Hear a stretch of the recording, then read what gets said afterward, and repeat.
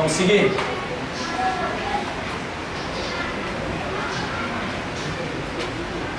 Depois nós vamos retornar na próxima aula, a página 1, para ver algumas coisas ali específicas. Mas vamos seguir aqui na nossa página 2. Cauda, mais uma palavra que integra a simbologia. Cauda é símbolo de traição, é símbolo de rebelião.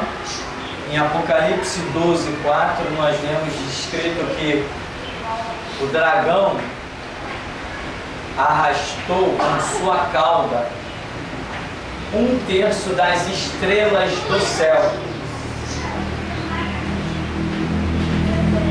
Nós sabemos que o dragão é igual besta. Porque o que é o dragão? O dragão não existe. Você já viu um dragão aí? Dragão não existe. Dragão é uma figura mitológica, né?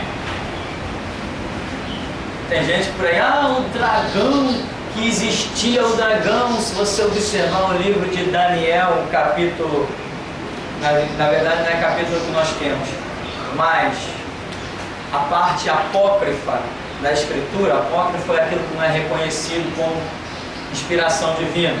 Por exemplo, se você pegar uma Bíblia católica, ela traz, o nosso Daniel vai até 12, né? A Bíblia católica parece que vai até 14, o livro de Daniel.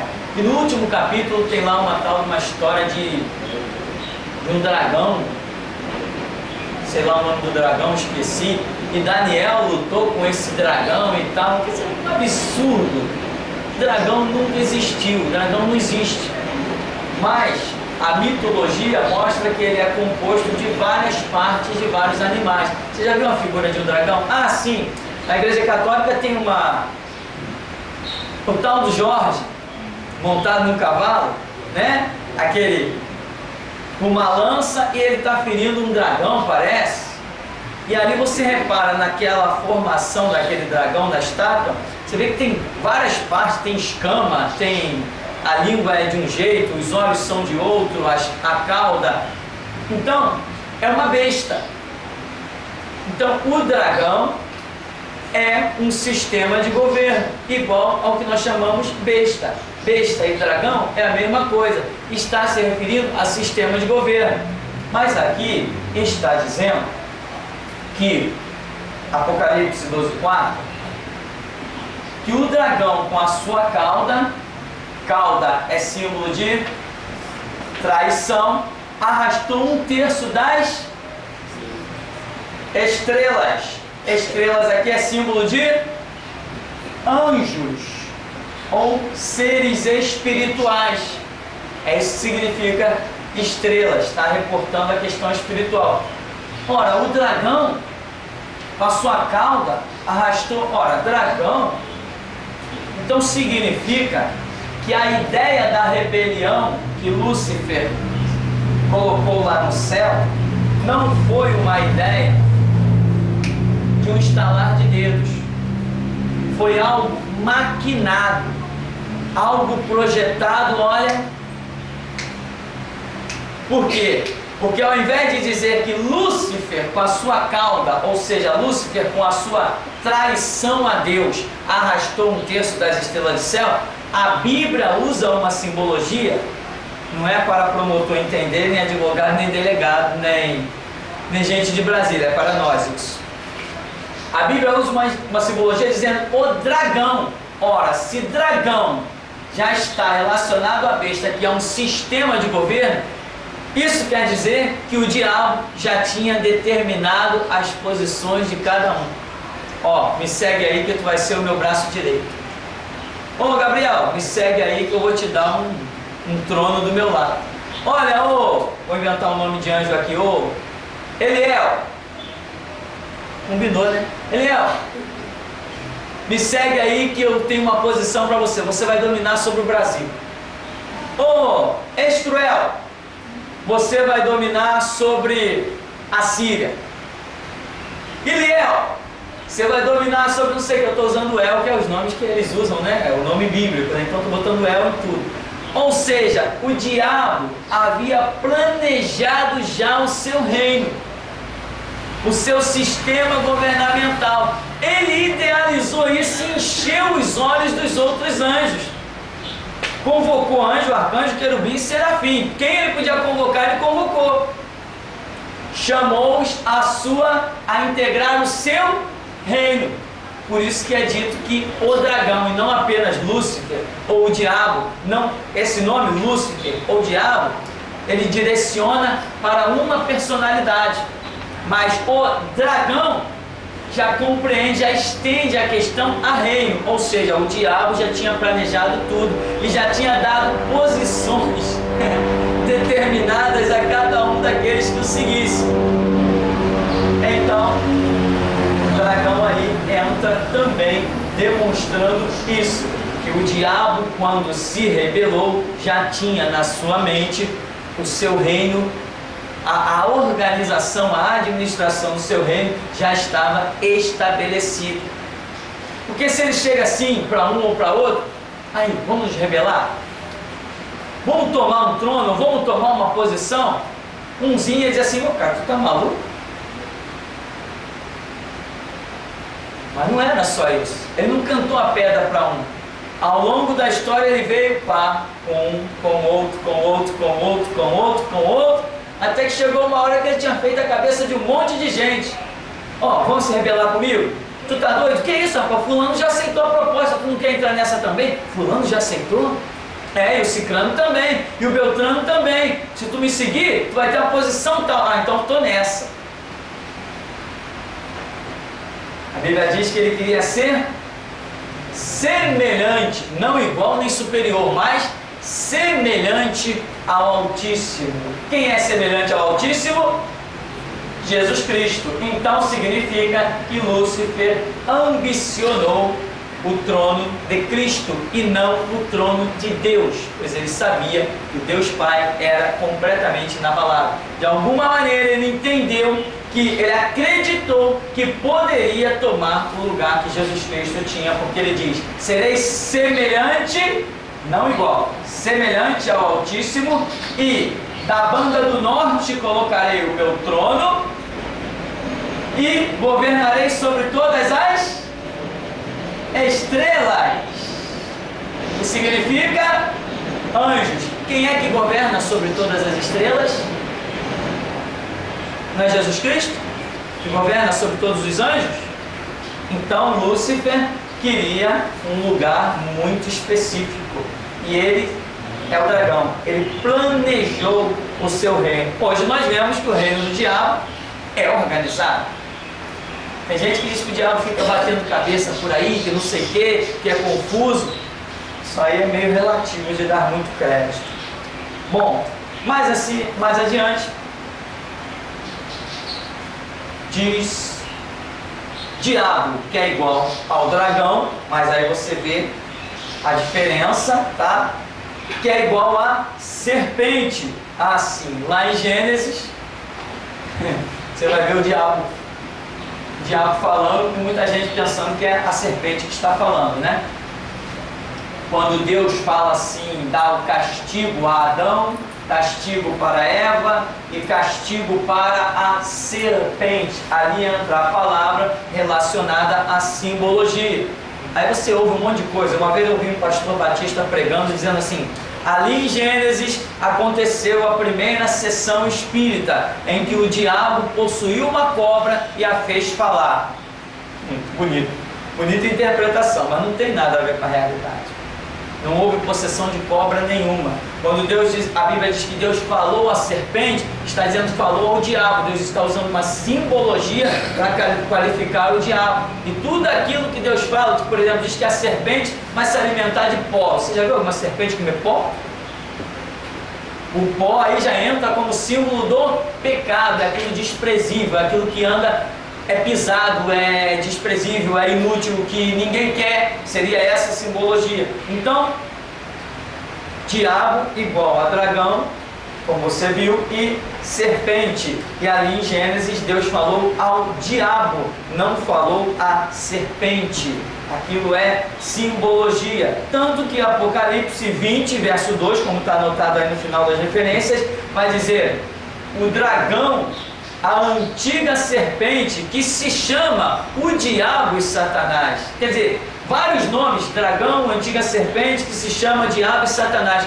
Vários nomes designando uma única personalidade. Mas isso, irmão, não se aprende da noite para o dia. Ah, eu dei uma lidinha aqui rapidinho, porque eu não passo um dia sem ler minha Bíblia. Eu tenho que todo dia ler pelo menos um capítulozinho da minha Bíblia. Já fiz a minha obrigação. E quem te pediu essa obrigação? Está cultuando quem? Com esse descaso. A Bíblia tem que ser examinada. João 5,39. Examinai as Escrituras, pois vós cuidais ter nelas a vida eterna, e são elas que de mim testificam.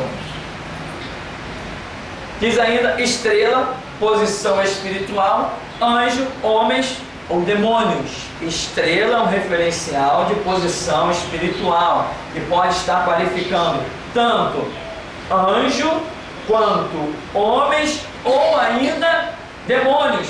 Lembra que a Bíblia diz, eu entendo que aquela passagem é muito relacionada à época do arrebatamento da igreja, a manifestação de Cristo nesse final de tempos, em que diz que haverá uma manifestação que as estrelas cairão do céu.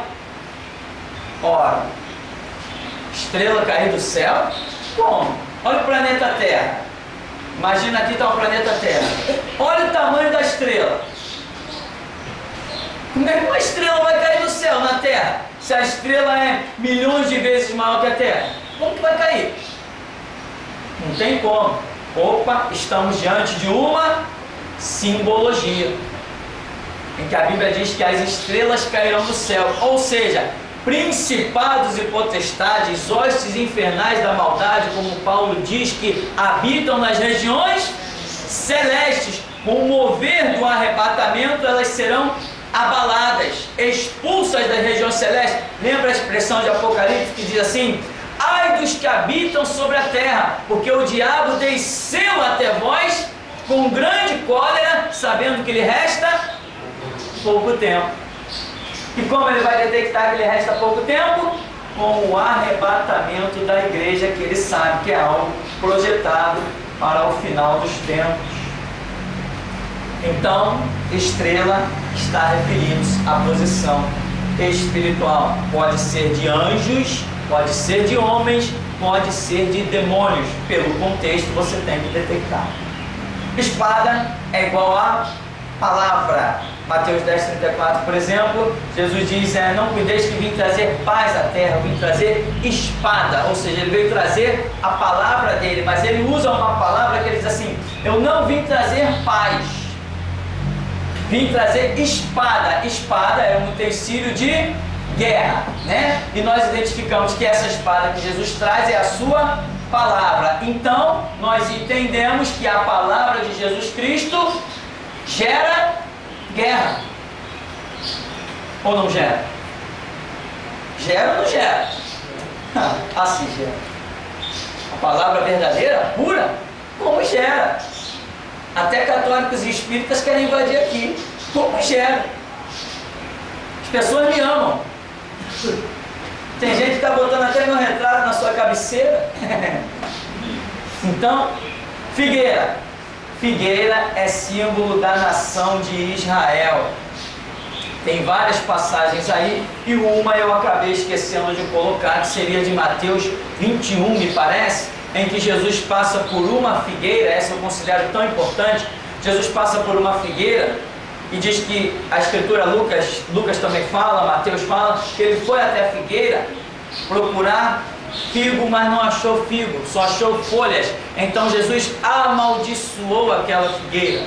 Aquela figueira é símbolo da nação de Israel, é um símbolo poderoso da nação de Israel, em que nós vamos detectar outras coisas mais adiante. Por exemplo, Oséias diz que ele fez a ferida e a sarará. Depois de 2 dias nos ressuscitará, e ao 3º dia viveremos diante dele. Quando que Jesus fez essa ferida na nação de Israel? Exatamente quando ele disse para a figueira: nunca mais nasça fruto de ti. Lançou uma maldição sobre a nação de Israel, e a nação de Israel ficou impotente. O que a nação de Israel produziu até hoje? Se estão debaixo de maldição. Mas tem gente indo lá buscar a terra santa para distribuir nas igrejas, a água santa do Rio Jordão. Água santa? Jesus disse que está em maldição. A Bíblia diz que está em maldição. Aí a pessoa vai lá e traz a água santa para dentro da sua casa. Santa ou maldita? Então, figueira é símbolo da nação de Israel. Figos é sinal de filhos de Israel, né? E às vezes, como hoje nós somos considerados Israel de Deus, pode ser que muitas coisas Deus revele mostrando figos relacionados com a igreja.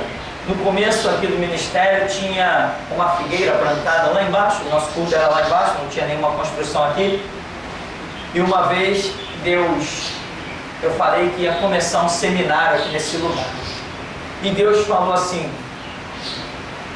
tu abre o seminário e eu acrescento os frutos. Foi tremendo. Aí nisso aparece um anjo no meio da igreja, foi lá na figueira natural, o anjo foi lá na figueira e pegou um figo imenso, figueira enorme. Lá no meio da figueira natural, o anjo pegou um figo espiritual e trouxe e colocou para a gente no culto. É impressionante as coisas, né? Interessante. Então, figos é símbolo de filhos de Israel, ou pode estar relacionado aos frutos que a igreja virá a produzir. Aí temos aí algumas árvores, figueira, videira e oliveira, que representam a trindade, né? A figueira representa o Pai, a videira representa o Filho, a oliveira representa o Espírito Santo.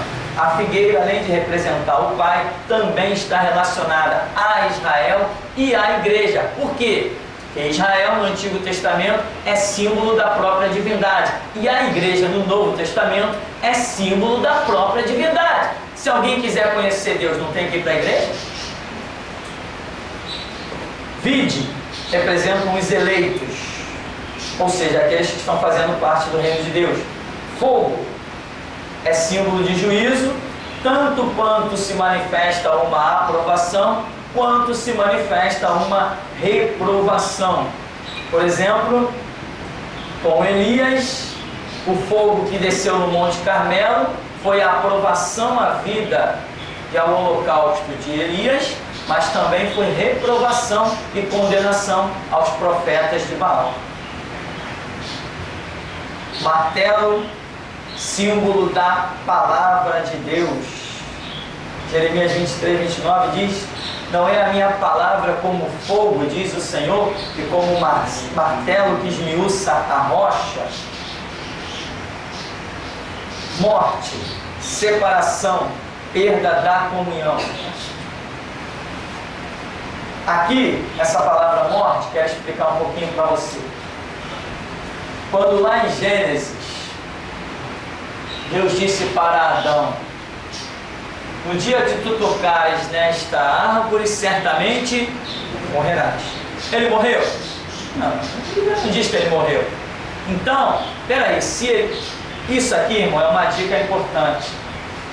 Porque eu lembro no tempo da Igreja Batista, quando a gente quer passear, brincar de evangelho, a gente procura uma igreja batista tradicional. Lá dá pra gente brincar de evangelho, que é bom. Então, no tempo da Igreja Batista, a gente lia isso e dizia assim: Adão, tu vai morrer. Mas aí Adão tocou, não morreu, viveu não sei quantos anos, gerou filhos, gerou filhas, e veio um monte de história. Adão morreu com 930 anos, né? Mas e depois que Adão gerou não sei quem, viveu não sei quantos anos, mas cadê a morte de Adão? Aí as pessoas começam a inventar moda. Não, mas Adão morreu. Quer dizer, se ele não tivesse comido daquele fruto, ele viveria para sempre. Um erro começa a puxar outro. Aonde está escrito na Bíblia que depois que Deus fez o homem, que este homem não morreria? Então eu tenho que tomar cuidado com os meus pensamentos. Eles podem ser férteis, pode ser uma maravilha, mas eles podem não ter nada a ver com a realidade. Porque muita gente hoje prega dizendo: se Adão não tivesse comido aquele fruto, o homem viveria eternamente sobre a terra. Não, porque nós já detectamos que o projeto de Deus era levar o homem para a sua glória e não que ele vivesse para sempre no mundo.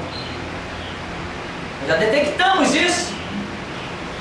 Esse era o projeto de Deus, levar o homem para a sua glória. Tanto que Jesus disse: eu vou preparar-vos lugares. Já era um projeto de Deus. Agora, não, se Adão não tivesse pecado, ele viveria para sempre sobre a terra. Não viveria, não. A menos que eu ache uma passagem bíblica que respalde essa minha tão bela tese. Se eu não achar. Mas, por quê? A pessoa vê que Adão não morreu naquele exato momento, só que ela não entendeu o significado aí da palavra morte. Então, quando nós não entendemos alguma coisa assim tão diretamente, no literal, é bem óbvio que nós estejamos diante de uma simbologia. Aí temos que estudar, temos que buscar uma chave bíblica aonde a palavra aparece novamente, e ela vai aparecer em 10, 15, 20, 30 lugares. Nós vamos ter que examinar o contexto daquilo, como aparece. Vamos orar para que Deus nos revele qual o sentido espiritual, o sentido da simbologia que ele está usando com aquela palavra. Adão morreu? Morreu como? Perdeu a comunhão com Deus. Isso é um tipo de morte. Então aqui morte significa separação. Adão foi separado. Depois daquele pecado, Deus nunca mais desceu na viração do dia para falar com ele. Ele foi separado da comunhão com Deus. Sempre que você estiver diante de alguma coisa meio complicada, é possível que você esteja diante de uma simbologia. Tem coisas que você não vai entender no literal, só vai entender dentro do campo da simbologia. Se a Bíblia fosse apenas um livro literal, qualquer juiz, advogado, qualquer doutor, qualquer filósofo, qualquer professor entenderia. Mas a Bíblia é um livro espiritual. E sendo assim, Jesus disse: Pai, graças te dou, porque ocultaste estas coisas aos sábios e entendidos e as revelaste aos pequeninos. Você entendeu, meu irmão, que morte significa separação? Porque você não é o sábio e entendido, você é o pequenino. Bom, nu. Nu é igual a morte, ou seja, sem a graça e comunhão. Quando Adão pecou, o que ele descobriu? Que estava nu. Essa é uma piada, né? E antes ele era cego? Não, depois que ele pecou, os olhos se lhe abriram. Ué, pelo que eu entendo, quando uma pessoa peca, o entendimento e os olhos se fecham, não se abrem. Então, Adão percebeu que estava nu. Aquele perceber que estava nu não foi um nu de vestes.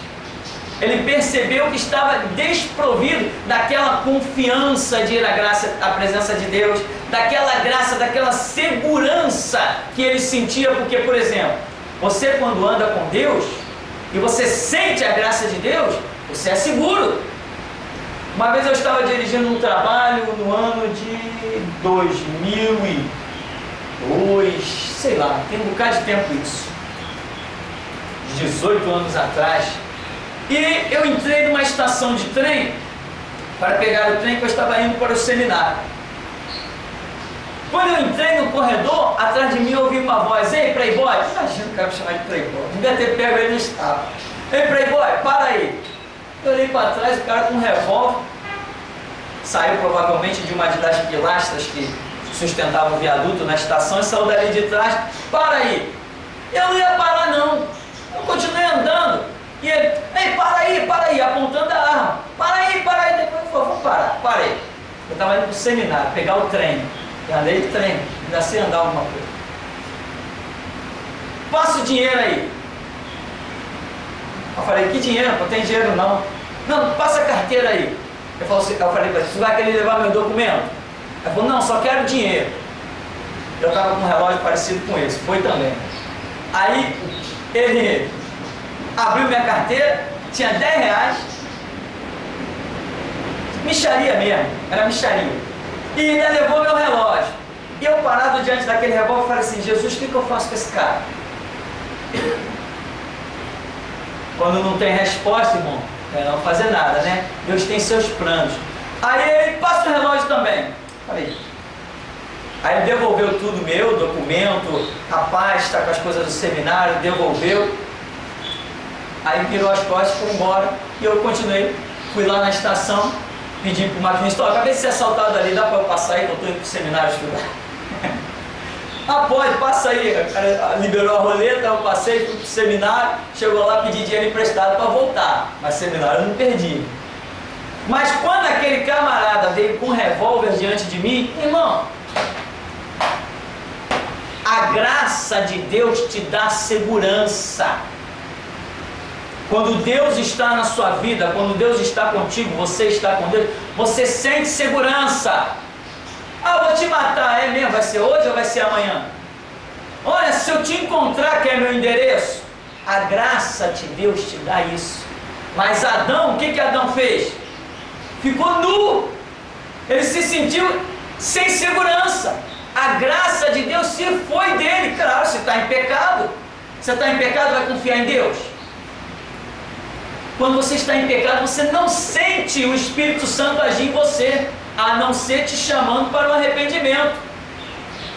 Esse é o único chamado do Espírito Santo depois que você está em pecado.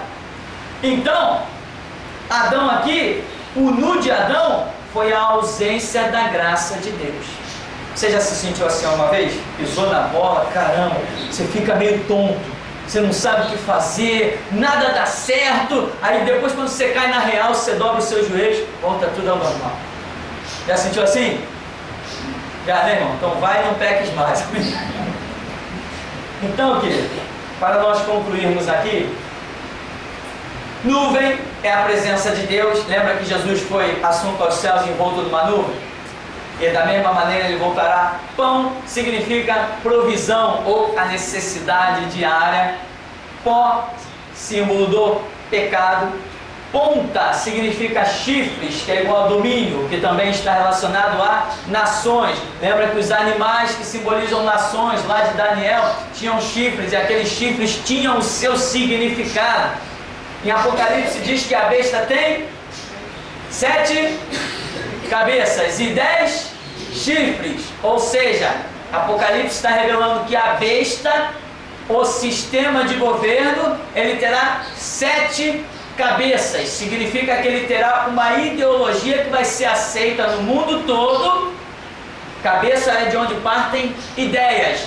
E 10 chifres significa que ele vai ter um domínio político. A besta concentrará pelo menos 10 nações. E hoje nós temos algumas nações aí poderosas. Se elas se unirem, domina tudo. E é o que nós estamos vendo. Então, rede é símbolo da palavra. Quando Jesus diz assim: Pedro, lança a tua rede do lado direito. E eles pegaram aqueles peixes todos. Pedro se atemoriza e Jesus diz assim: não temas, da agora em diante serás pescador de homens. Rede é símbolo da palavra e peixe é símbolo de homem. Como árvore também é símbolo de homem. Rocha ou pedra é igual a Cristo. Lembra de Daniel? A pedra lançada sem mão, que toma a terra, se transforma num grande reino. Trovão é igual a voz do Senhor. Vaso é igual a servo. Também está relacionado ao próprio barro, que também é de onde se confeccionam os vasos. Véu, reverência, respeito, restrição, submissão. Virgem, igual igreja, e também está relacionada a Jerusalém. E aí embaixo tem uma observação, que quando em Isaías 7,14 o Senhor diz que a virgem conceberá e dará à luz um filho. Vimos isso se cumprir na Virgem Maria, Mas a nação de Israel, nunca ninguém perguntou se a mãe de Jesus era virgem. Essa deveria ter sido a primeira pergunta. Vem cá, tu se diz o Messias? Cadê tua mãe que eu quero falar com ela? A minha mãe está em tal lugar, vou lá. Vem cá, quando tu teve Jesus, tu era virgem? Deveria ter sido uma das coisas primárias. Mas eles achavam que virgem era apenas um conceito da cidade de Jerusalém, que era chamada a Virgem de Sião, a menina dos olhos de Deus.